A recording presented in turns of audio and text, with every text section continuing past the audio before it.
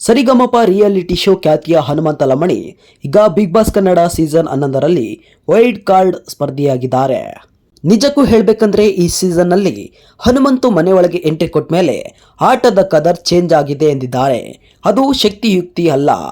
ಇಷ್ಟು ದಿನ ಲವಲವಿಕೆಯಿಂದ ಇದ್ದ ಹನುಮಂತು ಈಗ್ಯಾಕೋ ಬಿಗ್ ಬಾಸ್ ಮನೆಯೊಳಗೆ ಕೊಂಚ ಮಂಕಾಗಿರುವಂತೆ ಕಾಣುತ್ತಿದೆ. ಇದು ಅವರ ದೋಸ್ತ ಧನ್ರಾಜ್ ಅವರ ಗಮನಕ್ಕೂ ಬಂದಿದೆ.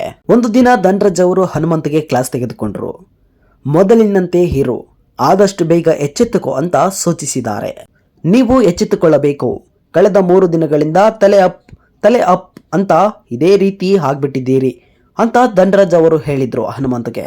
ಹನುಮಂತು ಏನು ಅಂತ ನಮಗೆ ಗೊತ್ತು, ಬುದ್ಧಿವಂತ ಹನುಮಂತು ಅನ್ನೋ ತರ ಇದ್ದ ಸ್ಟೇಟ್ಮೆಂಟ್ ಕಳೆದ ವಾರ ಎಂತಹ ಹನುಮಂತು ಅನ್ನೋ ತರ ಆಗ್ಬಿಟ್ಟಿತ್ತು ಅಂತ ಧನ್ರಾಜ್ ಹೇಳಿದ್ರು. ಕಳೆದ ವಾರ ನಿಮ್ಮ ಆಟವನ್ನು ನೋಡಿದಾಗ ಮತ್ತು ನಿಮ್ಮ ಭಾಗವಹಿಸಿಕೆಯನ್ನು ಗಮನಿಸಿದಾಗ ಎಲ್ಲೋ ಒಂದು ಕಡೆ ಕಳಪೆ ಅಂತ ನಮಗೆ ಅನಿಸ್ತಾ ಇತ್ತು ಅಂತ ಧನ್ರಾಜ್ ಹೇಳಿದ್ರು. ಹಾಗೇನೆ ಧನ್ರಾಜ್ ಅವರು ಹನುಮಂತಗೆ ಇನ್ನೊಂದು ಮಾತು ಹೇಳಿದ್ದಾರೆ.